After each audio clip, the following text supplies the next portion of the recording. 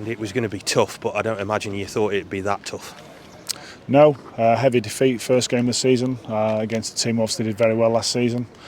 The manner of the goals that we conceded and the time period, certainly in the second half when you concede 4 goals in a 17-minute period, is difficult for me to accept. I think the ease in which they score goals, they got balls into our box, and the amount of one-touch finishes between our posts to allow easy finishes is very concerning.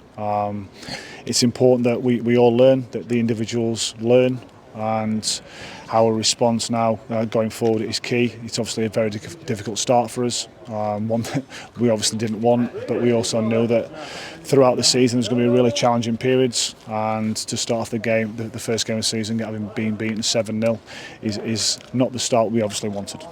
There were a lot of unhappy supporters at the end. I'm sure you heard some of what they had to say, maybe more than we did. What's your message to them tonight? To stick with us, I think we do value them. It's really important that when you've won, when you've lost, whether you've drawn a game, that you go over and show your appreciation for the supporters. They've paid their money to come and watch. I'm sure that they didn't want to go and watch us a 7-0 defeat. It certainly wasn't down to a lack of effort or anything else, but say when you've been beaten 7-0, it's difficult to find the positives. You've just taken the words right out of my mouth now, because I don't imagine you can look at that. In some ways, has it highlighted things that maybe you didn't know about this group now that you do need to work on? I will learn a hell of a lot about this group in the next few days. I will learn a lot about how they come in on Monday and respond. I will learn a lot about the leadership group and how they respond to it and how they influence the younger players. I will learn a lot about myself.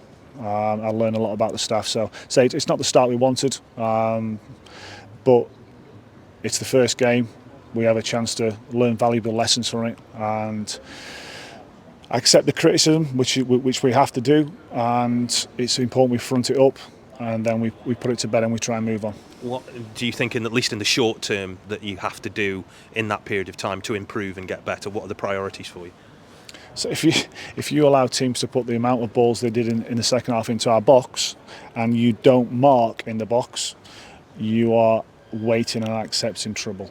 Certainly against the quality of players they've got at the top end of the pitch. I thought they were ruthless with their opportunities. The goalkeeper didn't have a lot to do other than the goals itself, which again must be particularly galling, just because every shot that they seem to have on target resulted in a goal. Again, that must be a concern for you as well, because that was one of the problems from last year, that too many shots on target went in. I don't think Conor Ripley had a chance with any of the goals.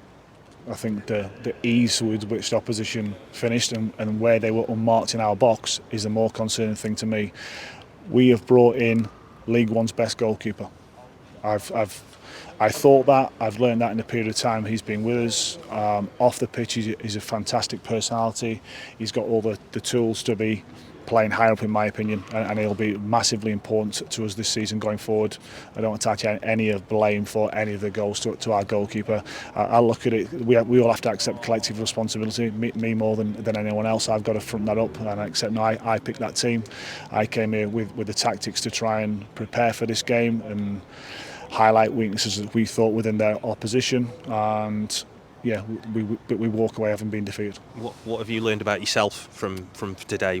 Anything maybe that you can think back on and would have done differently? Well, I'm sure I'll process this now over the next few hours. So I will learn a lot about myself in terms of my reaction and how I then transmit towards the group. We've obviously just spoken there and highlighted some key details. And I say it's important now that you think about what you could have done and look at myself first and foremost and what could I have done better. And then we'll come back in on Monday and we'll be ready for Tuesday night's game. Without breaching confidences, have you kind of laid the law down to them? Because there'll be plenty of supporters who obviously felt the need to talk to them. But what have you tried to get across to them in there about that level of performance? Exactly what I've just said to you. When it comes to responding to this psychologically, how do you then get a group of players who've suffered a 7-0 defeat back on the horse, for want of a better phrase, for Tuesday? To show them they have to learn quickly. They have to learn that if they want to be part of this club going forward, I can't accept those things on a regular basis. Is that difficult to get across to essentially a new group as well, to some of them, who you could say, well, maybe you don't fit? No, I think you have to highlight the ease in which the opposition put balls into our box and had simple first contacts at our goal. I think that's a thing to show, to learn from. And as a player, having been one, you have to learn very quickly. I've been sat in the dressing room when things like that have happened to me before. Do you let that define you? Do you let that affect you? Maybe some people do, but I certainly won't.